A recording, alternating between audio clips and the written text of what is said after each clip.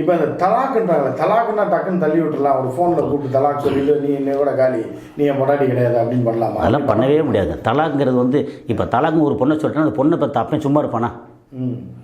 இல்லை அந்த ஏரியாவில் இருக்க ஜமாத் சும்மா இருக்குமா?